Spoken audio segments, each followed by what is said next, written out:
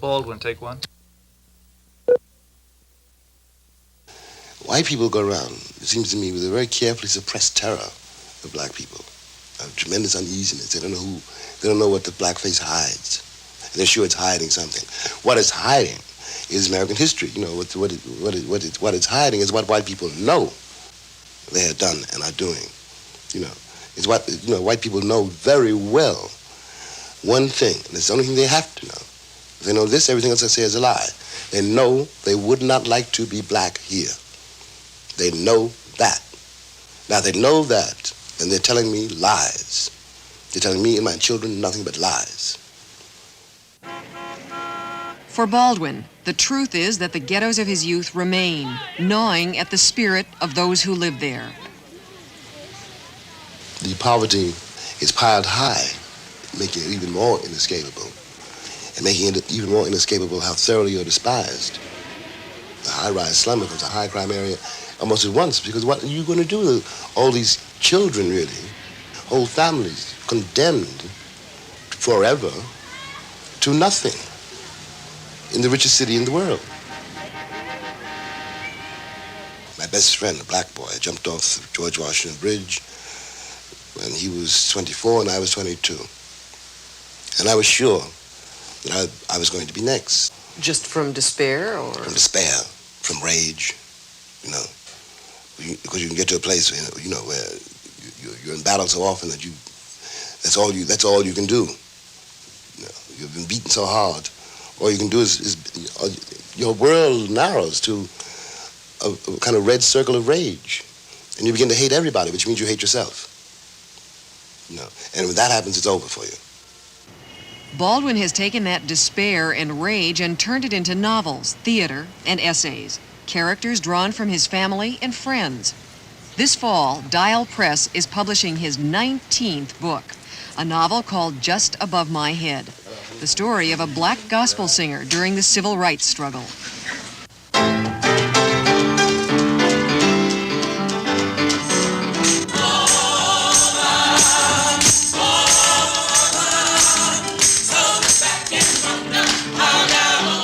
The gospel church is a theme running through much of Baldwin's work. His father was a minister, and Baldwin himself became a preacher at the age of 13. His play, The Amen Corner, shown in revival at Lincoln Center's Black Theater Festival, was drawn from his own experiences in the pulpit.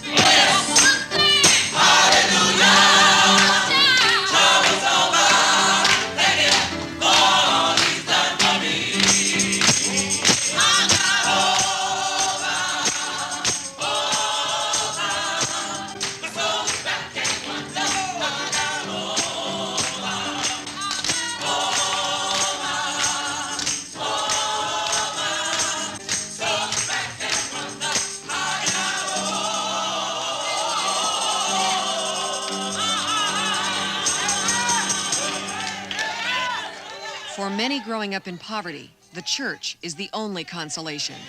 When Baldwin left the church, he wanted to do more than to console. Often, Baldwin speaks to youngsters who grew up as he did, letting them know the future holds a place for them. On this day, he spoke at the Police Athletic League in Harlem. A writer might be a dancer, might be a carpenter, might be an architect, might be a junkie, might be any number of things. I think there's still a chance for today's black writer. There never was a chance for a black writer.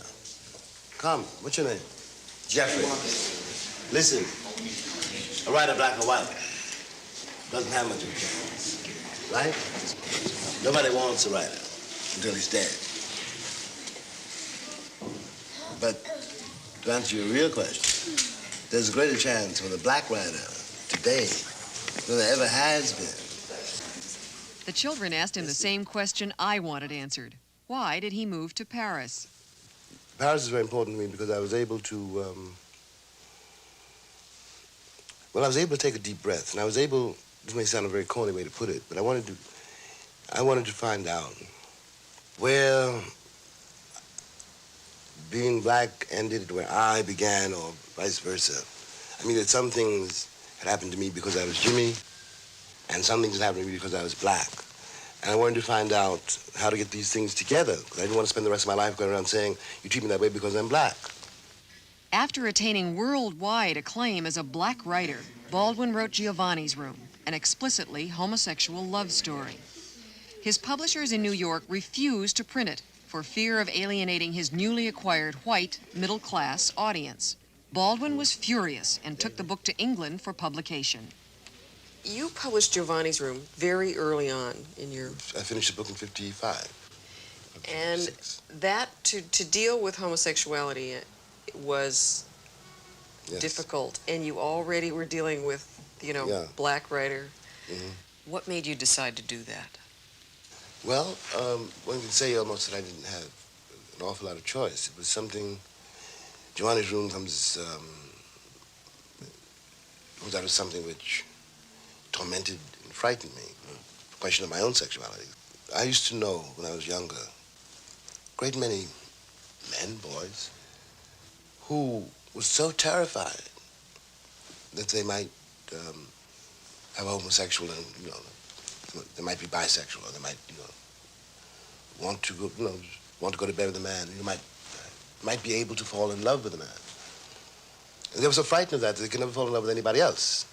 They were so frightened of men they couldn't touch women. Giovanni's Room comes somewhere out of that. Did you also feel that you wanted to get it on the record, your own homosexuality, early? I don't know if that. Well, I don't know if I wanted to get it on the record, but I wanted to confront it. I'm very glad that that was done, because it also simplified my life in another way, because it meant that I had no secrets. Nobody could blackmail me. You didn't tell me, I told you. James Baldwin is one of those lucky people who's never been unsure of his family's love. The oldest of 9 children, he was helped financially by the others during his struggling years in France. Now he's in the States more than in Europe, and with his family more often than not.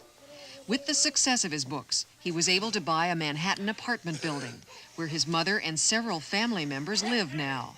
Mrs. Baldwin's apartment is a center of activity for the whole family. Did you think he was going to be as big a success and as important? No, I didn't think that. But I knew that he had to write. Barbara! Brothers and sisters and friends of the family were there. Nieces and nephews underfoot. How's everybody?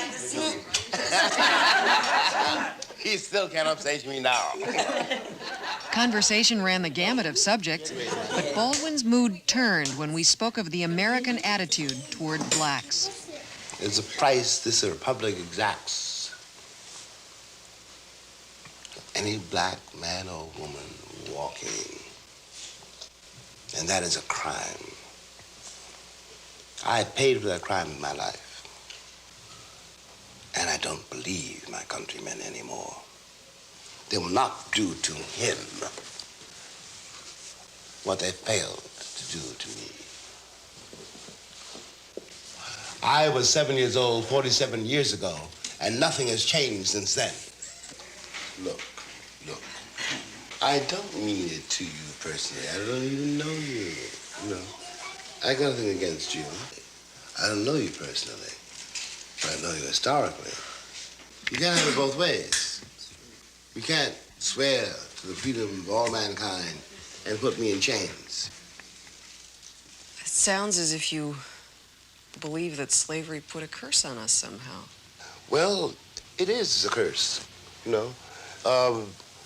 The American sense of reality is dictated by what Americans are trying to avoid. And if you're trying to avoid reality, how can you face it? If you don't know what is going on in the ghettos of this nation, in the hearts and minds of women and men you see every day, you don't, first of all, in that case, you don't really know what's going on in your own heart and mind. And you have no way of knowing what's going on in the hearts and minds of millions of people on this globe. You have told people, this nation in particular, a lot of what they don't want to hear. Yeah, I have. I've tried. You never know. But I tried, yes, to, the song says, wake the children sleeping. You know, wasn't supposed to be a disturber of the peace. Still preaching, huh? Yeah.